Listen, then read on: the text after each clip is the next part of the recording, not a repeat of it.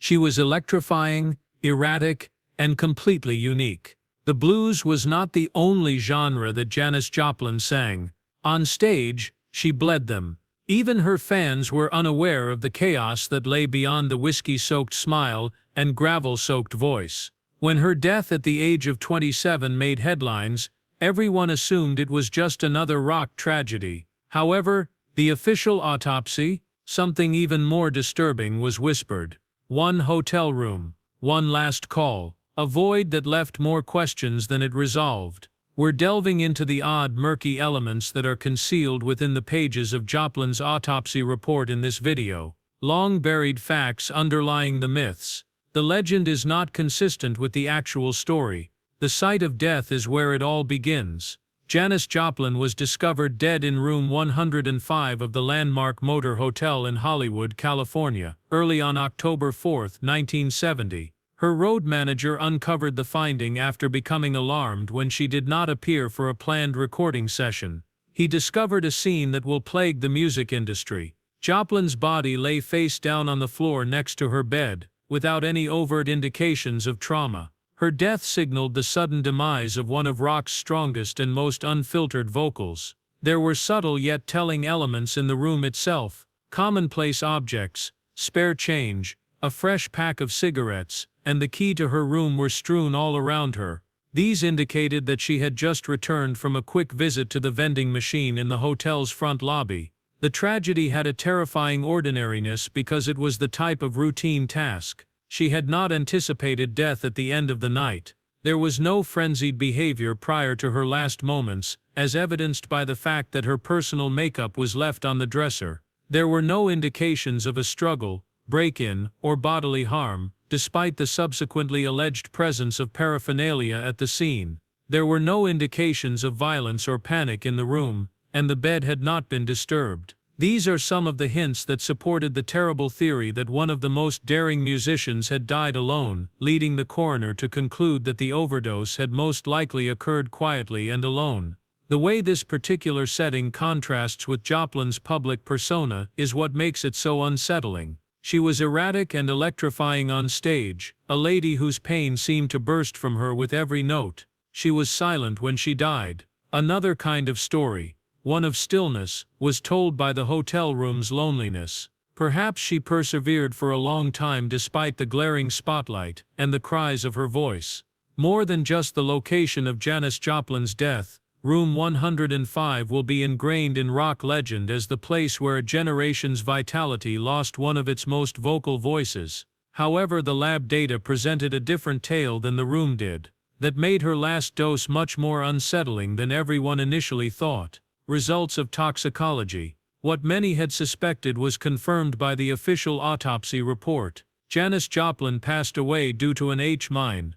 Despite her reputation for enjoying Southern Comfort whiskey, toxicological tests only found H and alcohol. There were no traces of stimulants, barbiturates, or other recreational drugs found. The combination of the two drugs, which were both depressants of the central nervous system, was lethal. But it was more than merely the existence of elevated alarm. Their potency was what made them particularly deadly. A particularly potent sample was circulating among local users, according to reports from that week in Los Angeles. The purity level of Joplin used to be between 40% and 50%, according to investigators, much greater than the then-current street norm, which was usually reduced to less than 10%. Even seasoned users like Joplin were caught off guard by this frighteningly pure stuff. Joplin was not the only victim of that batch, as several more overdoses were reported in the same neighborhood within days of her death. A syringe, a spoon with residue, and other recent-looking objects were discovered in room 105. The medical examiner's judgment that her death was accidental was supported by these findings. Given Joplin's history of polyps, the lack of other hinted that she might have merely intended to use it recreationally that evening rather than lethally. The conclusion that she had miscalculated the strength of her own life was supported by the absence of any indication of suicide or prior plan to harm herself. Following the incident, some questioned not only Joplin's personal choices but also the source of her Although no one was ever formally convicted in connection with her death, friends and insiders questioned whether a prominent dealer had sold her the batch without telling her of its strength. The incredibly powerful modification clouded the nightlife of Los Angeles and sparked more serious concerns about accountability in underground distribution networks. Joplin's case illustrates the deadly randomness of even the most experienced abusers, as one injection of the incorrect substance was irrevocable. Debate around needle marks. Early responder reports from the immediate aftermath of Janis Joplin's death mentioned a perplexing detail. Her body did not appear to have any needle marks on it. This absence raised suspicions for someone who was generally thought to be irregular. It stoked early conjecture that she had either not been a regular injector or that someone had tried to hide the cause of her passing. Questions about whether the scene had been changed before authorities arrived were raised by the official conclusion of the case clashing with the absence of obvious injection sites. Reports from her friends that a buddy may have entered the room before emergency personnel were summoned added to the mystery. According to some reports, this person would have taken her out or repositioned her, possibly to protect themselves from prosecution or to preserve Joplin's reputation. Even though the stories were never officially verified and charges were never brought, they nevertheless became part of music history and added a tragic twist to already depressing events. The public's curiosity about what actually happened in room 105 was heightened by the possibility that she may have concealed or cleaned up her death. When the coroner's report was finished, it showed that there had been little subtle needle punctures that emergency personnel had not noticed right away. However, these punctures typically leave significant scarring in long-term intravenous users. This disparity led to still another mystery. How come there were only faint indications of injection if Joplin had been regularly shooting heroin? One theory was that she had temporarily resumed using heroin at the time of her death after a brief period of abstinence. Her lower tolerance level and lack of physical signs of consistent use may be explained by this. Decades later, the lack of definitive answers continues to fuel rumors. Even though the autopsy confirmed that overdose was the cause of death, it is still unknown how, when, and by whom the heroin was administered, and whether anyone took any further action. The slight discrepancies in Janis Joplin's death allow for suspicion and conjecture in a life as dramatic and uncut as hers. Ultimately, the needle mark dispute reflects not just the mystery of her passing, but also the complexity of her turbulent and undervalued life. The purity and strength of Joplin's use, which was reportedly far stronger than what was typically accessible at the time, were also questioned in the medical reports. That weekend, other overdoses were recorded in the same neighborhood, suggesting that there may have been a very strong batch in use. This made her death even more complicated, not just because of the way it was administered, but also because of the precise medication she took, which would have overwhelmed her body. The tragedy was made more manageable by the realization that even a small quantity might kill someone with a reduced tolerance, emphasizing that a single second of resuming use in the incorrect situation may be fatal. The party clause. Janis Joplin made a startling change to her will just 2 days prior to her tragic passing. She set aside $2,500 for a posthumous party in her honor, which many have since seen as a hauntingly foreboding decision. This was neither a solemn service nor a formal memorial. She organized a party for her friends to enjoy once she was gone. The provision stipulated that the funds were to be utilized for a party that would go all night, where her name could be blown in her immediate circle. The plea was strangely in character, but incredibly unnerving in its timing, coming from a woman who was known for living boldly and without apology. As requested, the party was held at the Lion's Share, a pub in San Anselmo, California that had grown to be a favorite of Joplin's. There, about 200 of her friends, bandmates, and collaborators gathered for a party, listened to music and dance. The celebration, which was entirely funded by the money she had saved, blurred the distinction between a final act of defiance and homage as it was filled with stories, tears, and laughter. A customary funeral was not held. This was the only suitable farewell for the hard-living, emotionally exposed performer Joplin. The party provision is viewed by some as a macabre joke from someone who has spent years experimenting with death. Others, however, see it as a deeply personal statement of her wishes for her legacy. Not as a tragic character, but as a spirit and musical unifier. It has been suggested that she may have realized the end was near because she made the move so close to passing away. The insertion of such a particular language so soon before her death implies a thoughtful understanding of her own frailty, whether it was intuition or coincidence. These days the statement is commonly used in retrospectives and biographies as one of the most insightful glimpses into Joplin's thoughts. Her humor, love of touch and contempt for social conventions even in death, are all reflected in it. She planned the wake herself, has earned a place in rock history due to its terrifying foresight as well as its words. The party mandate in her will was a declaration of a woman who had no doubt about how she desired to be remembered, not in grief but with music and sanity, and one last toast in a world that sought to reduce her to a caricature of disorder. Statements from eyewitnesses, those closest to Janis Joplin, started piecing together her final timeline in the hours after her passing, but they soon discovered inconsistencies. She was supposed to lay down vocals for the song Buried Alive in the Blues, and her bandmates and producer had been waiting for her at the recording studio on the morning of October 4th. Concerns were raised right away when she abruptly failed to appear. For Joplin, that was totally out of character, who took her music seriously even if she had a reputation for being chaotic. Her road manager made the sobering finding while checking the landmark motor hotel because she wasn't there. Numerous encounters during the latter days of her life left varying perspectives on her mental state. According to some friends, she had seemed excited and upbeat, excited about her ongoing recording sessions for her solo album Pearl. She appeared to be enjoying her recent accomplishment and had talked about future ventures.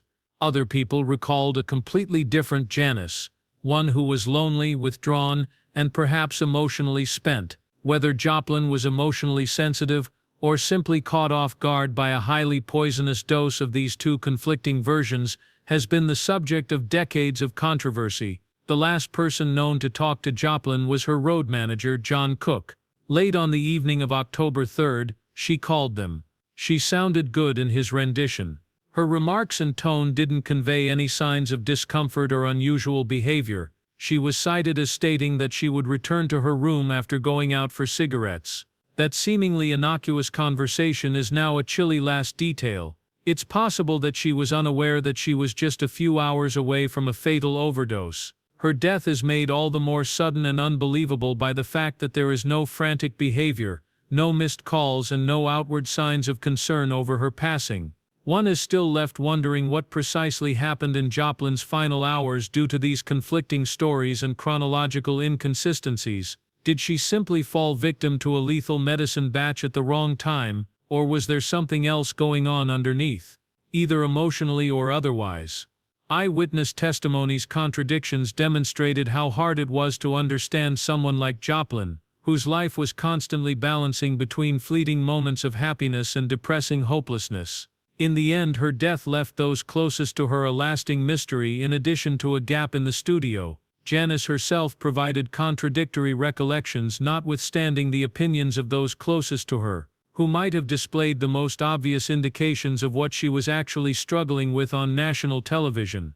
Open and honest final interviews. The last public interviews with Janis Joplin provide a chilling look into the inner turmoil she endured over her tumultuous career. Her final appearance on The Dick Cavett Show in particular has turned into a significant turning point in the history of music. Even though she seemed lively, humorous, and quick-witted, joking with Cavett and winning over the studio audience, there was a noticeable hint of fatigue in her manner. Joplin smiled and showed signs of vulnerability in response to Cavett, a friend and regular interviewer who gently made fun of her fame and image. She talked openly about the loneliness that came with being famous and how she frequently felt emotionally alone even though she was surrounded by musicians and fans all the time. The most noteworthy thing she said was how frustrated she was with the way people saw her. Joplin had built her career on unfiltered, unadulterated passion, but she began to believe that her reputation was more important than her music. She felt imprisoned by the image of the wild, inebriated, unruly rock star, a reputation that she partially complied with but that would eventually eclipse her music. Speaking with her for my interviews, she bemoaned criticism and the way critics preferred to ignore her vocal prowess and the depth of her lyrical writing rather than talking about her life and stage presence. The want to be seen rather than just seen was something she experienced far too often. Joplin yearned for her art to be acknowledged rather than just a display of her pain. These interviews now have a deeper, more tragic meaning in retrospect. Since then, biographers and cultural analysts have brought out instances from her final public appearances where subtly noticeable signs of anxiety were present: tense laughing, abrupt tone changes, and fleeting moments of melancholy. Someone who was highly aware of her emotional weakness seemed to be hiding behind the bluster. Her candor, which used to excite her to be openly defiant, now frequently comes across as disguised pleas for assistance. Her intensity, erratic behavior, and willingness to reveal herself, the very qualities that made her so captivating, may have also been indicators of deeper covert suffering. Lastly, the tales that have since surrounded her stand in stark contrast to these interviews. They portray Joplin as a woman who struggles to strike a balance between her own hollowness and public admiration, rather than as a legendary character. She had a complicated inner life hidden beneath her charm. In her last days, she made an increasingly desperate attempt to define it. These on-camera interactions were among the few occasions she seemed to let her guard down in a meaningful way, offering an unvarnished glimpse of a person grappling with identity, legacy, and the limits of what celebrity might truly provide. These interviews are more than just historical relics to many fans and academics. They serve as melancholy reminders of things that have been overlooked, lost, or misinterpreted. In the legend's life, obstacles for biopics. One of Hollywood's most challenging and contentious biopic adventures has been the long-running attempt to adapt Janis Joplin's life for the big screen. Both excitement and skepticism have been rekindled by the new production, which features actress Shailene Woodley playing the iconic singer. Even though the movie received funding from the California Film Commission and had a $10 million budget when it started pre-production, its artistic future is still up in the air. The Joplin estate, which tightly controls the rights to her music, is the main source of the problem. Filmmakers must tackle the difficult issue of depicting Joplin's life without having access to the very thing that made her famous, her voice, if they are not granted permission to use her original compositions and vocal recordings. This problem is not brand new. Several previous attempts to make a biography on Janis Joplin have failed due to either creative blockages or legal pressure. The legal battle between Silver Reel Partners and LKL Productions for the rights to the script, Get It While You Can, in 2015 was one of the most well-known disasters. That project was effectively put on hold at the time of the lawsuit, which alleged intellectual property interference and violation of contract, while it seemed to be accelerating. Over the years, there have been reports of other versions starring females like Amy Adams, Zooey Deschanel, and Pink, but they were never made due to creative disagreements with the Joplin estate, rights problems, or financial difficulties. Today's production team faces a single obstacle. Without the music that made Janis Joplin famous, can they accurately tell her story? Securing her music determines whether or not viewers will connect with the film on a visceral level, in addition to providing emotional and historical authenticity. Joplin didn't have a distinctive voice, it was a manifestation of her fragility, rebellion, hurt, and soul. The filmmakers may be obliged to employ cover versions or original songs based on her style if the estate does not grant complete rights to her recordings. This could alienate fans and diminish the film's legitimacy. As a work of biography, a broader conversation about how estates handle the legacies of renowned artists has been spurred by this instance. Critics contend that overzealous control might stifle artistic homage and limit how future generations engage with Janis Joplin's life story. Despite the reasonable desire to maintain her memory, Joplin can be reintroduced to a new generation with a quality biopic and firmly establish her place in cultural legacy, but only if it accurately captures the essence of her work. As of right now, the Shailene Woodley project's future depends on both the film's technical skill and the confidential discussions that will determine whether Janis Joplin's real voice is eventually allowed to appear on screen. The generational divide of today. The generational divide of today. Janis Joplin's unvarnished, unadulterated approach to music and performance stands in sharp contrast to the aesthetic and effective standards of many younger listeners in the highly controlled digital age of today. Joplin's scratchy voice, wild energy and emotional vulnerability are frequently difficult for Gen Z listeners to understand because they grew up in a time when pop performers are polished, auto-tuned and backed by full branding teams. The smoothness and rhythmic accuracy that characterize modern charts are absent from her work. Rather, it feeds on unpredictability and raw emotion, which were once praised, but are today sometimes misunderstood as lacking in technical skill or commercial appeal. In the 1960s, Joplin's unreserved candor was revolutionary. She was open about her pain, lamented heartbreak and developed a public persona that was neither stereotypically feminine nor designed for a broad audience. However, that same vulnerability may be viewed as careless or even performative when viewed through the prism of modern culture, which is shaped by visual media like Instagram and TikTok, where appearance frequently takes precedence over content. The audiences of today have been trained to look for clues via filters and fast-paced material, making Joplin's unrestrained performance seem odd or unsettling. There is a generational divide in how people interact with public personalities, not just in terms of taste. Because of this gap, music historians and critics are debating how to best preserve Joplin's legacy while also appealing to modern audiences. According to others, her emotional intensity is ageless and will always have an impact on anyone who listens with an open mind. Others think that new listeners may completely miss her importance if her music is not presented through documentaries, instruction or well-chosen introductions. One might only hear shrieking where there was once heartfelt expression and struggle if they are unaware of the personal and cultural pain she was tapping, where catharsis used to occur. Nevertheless, there is hope. Joplin's life and music may once again be relevant at a time when discussions about authenticity, mental health and expressing emotion are becoming more prevalent.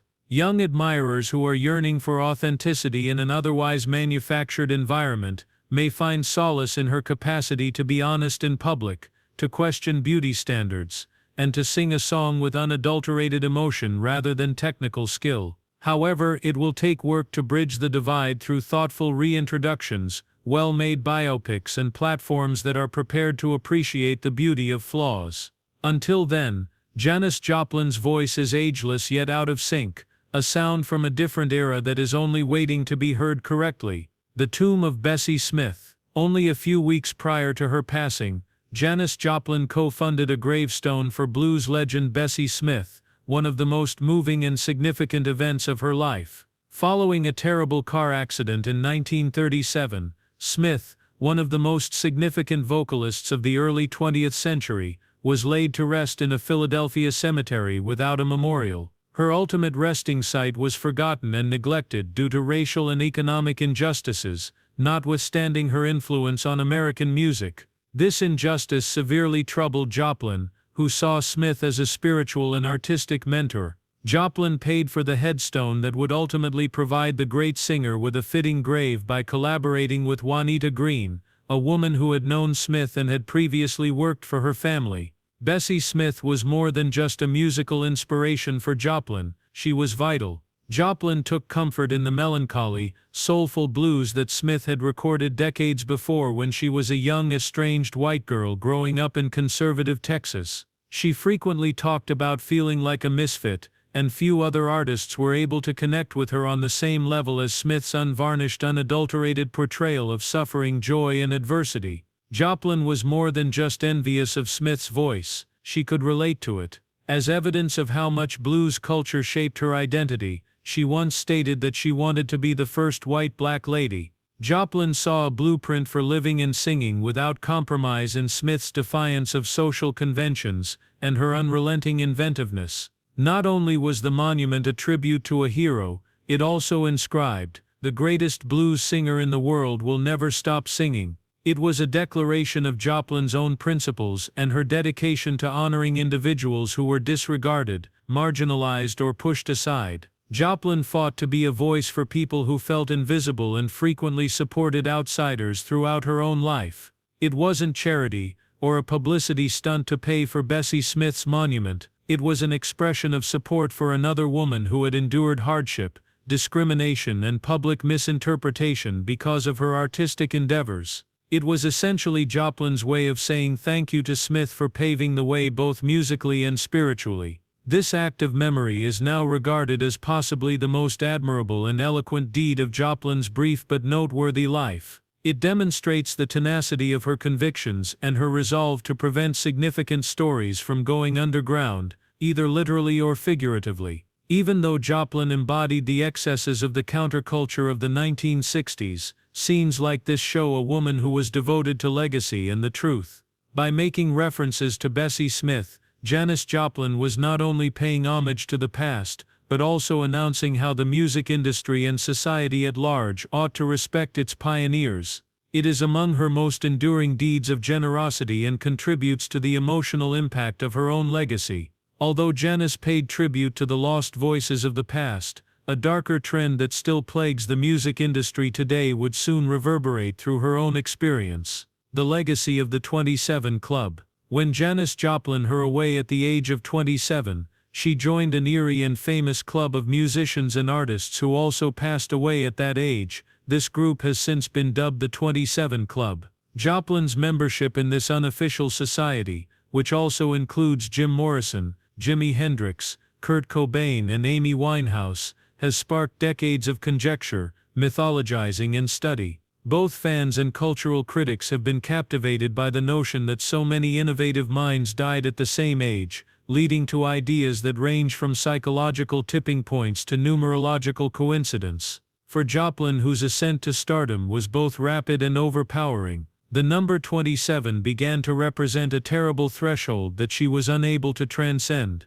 The 27 Club's members tend to have quite similar life paths despite having different personal histories and styles, which is what makes it so eerie. Researchers and mental health specialists have identified similarities between them: early instability or trauma in childhood, rapid ascent to stardom as a young person, and the lack of supportive networks. This trend is perhaps too clearly reflected in Joplin's own life. She self-medicated with drugs and alcohol to cope with issues of self-esteem after being tormented and shunned as a youth. She was thrust into the spotlight without the emotional fortitude to handle it.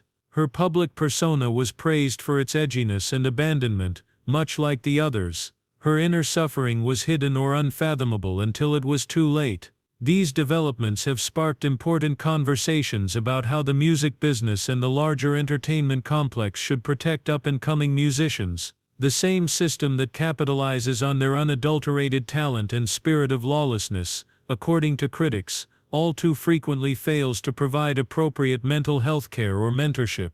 The pressure to perform, record and look good seemed to outweigh Joplin's health issues, even though her producers and managers were aware of her addiction issues. The 27 Club is both a cultural phenomenon and a cautionary story that is still relevant today because of the ongoing struggle between care and exploitation. The notion of the 27 Club remains deeply ingrained in popular culture, not just as a depressing coincidence, but also as a symbol of how the most emotionally vulnerable people can be overtaken by celebrity. Since Joplin was one of the original members and her passing solidified the era's mythic status, she plays a particularly significant role in this story. However, beneath the myth comes a very real tale of a young woman who suffered from emotional isolation, artistic pressure and expectations. Her inclusion in the 27 Club brings up important issues regarding how society sometimes ignores the suffering that motivates creativity while idolizing it. In honoring Janis Joplin's artistic legacy, it is equally important to examine the systemic and societal elements that contributed to her demise and now pose a threat to artists who follow in her footsteps. Please hit the like button and share your ideas in the comments if you were as engrossed in this exploration of Janis Joplin's last days as we were. For more unseen tales from music history, don't forget to subscribe. Click on the following video that appears on your screen if you're prepared for another deep cut. You won't want to miss it.